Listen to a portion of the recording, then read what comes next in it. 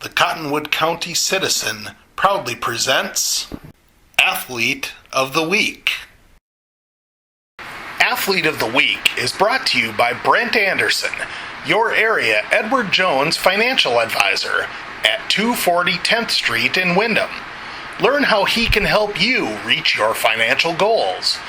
Visit edwardjones.com for more. Edward Jones, member SIPC.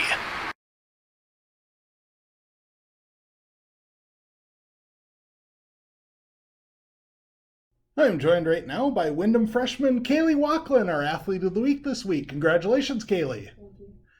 Let's go back to last Tuesday's meet down in Worthington. And, the Trojan Relays is a little bit different meet in that you guys are going up against bigger schools.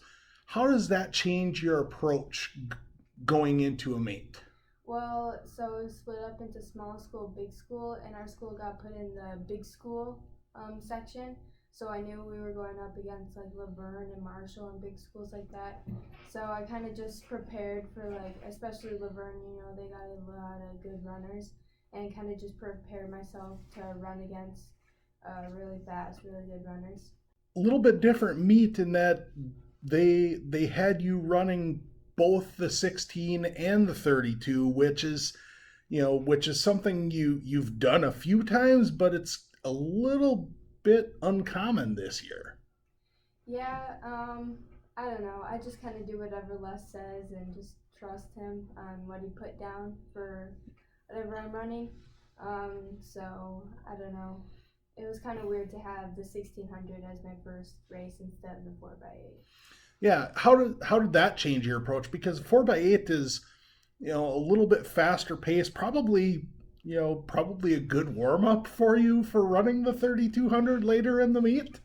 Yeah, usually the 4x8, like you said, is kind of a warm up. I don't know, just getting me prepared for the rest of the meet. So that was a little weird to have the 1600 as my first race, but I think it went good. Well, yeah, I would say it went pretty well. Were you out in front the whole way? Yeah, so I thought like Laverne and Marshall and like MCC were gonna run like some of their faster runners and stuff. So I kind of prepared myself for that, but instead they kind of put them in like shorter distance runs and like relays and stuff. So when I got up to like check in for the mile, like none of them were there. So I knew that I just had to get out fast and kind of run my own race. Did it occur to you, right away that the pace that you were running, as you're running, are you thinking, boy, I could set a school record today? Well, after the conference meet, I was only a couple seconds from the record, so I knew that for subsections and sections, I would run the 3200 instead. So it was kind of like my last chance to beat it, and I had like some of my teammates timing me and stuff like that and running back and forth, so that helped. 3200 has been your best event, throughout your career. And last Tuesday at the Trojan Relays, again, out in front of everybody. In fact, I think your teammate took second and was almost a full minute behind you. Yeah. How difficult is that to really be running by yourself at the front of the pack? I don't know. It's kind of hard, but I just know that I'm by myself and I'm just running my own race. And they had like MCC. They weren't in our big school; they were in a small school. But she was like way ahead of me, and Hayden was behind me. So I just knew I just had to keep going. So did they run the both classes together for the Trojan Relays? I wasn't sure how that. Yeah, they ran it together, but then they got the times and then separated them for like the results. Oh, okay. And of course, you mentioned MCC. They've got the Overgaw twins. You're very familiar with them from cross country, and obviously you run into them, a fair amount during the track season. But you won't see them at subsections. That's going to be completely different. Yeah, that's gonna. Since we switched sections, it's a little bit different because I don't know as many people there. Like I knew like Laverne and MCC and all of them in the other section, but this section is different, and I just don't know like all the runners, and really haven't ran against them a lot.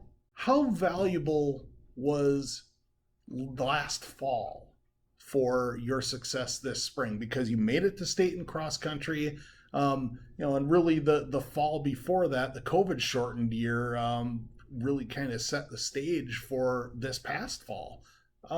How has your success in cross country the last 2 years helped prepare you for making a run at state and track? Yeah, so I knew that I was one of the faster runners out of the section and stuff, so I just kind of knew like what times I needed and just what time I need to cut my times down to make it to state for track, so I just worked hard in practice.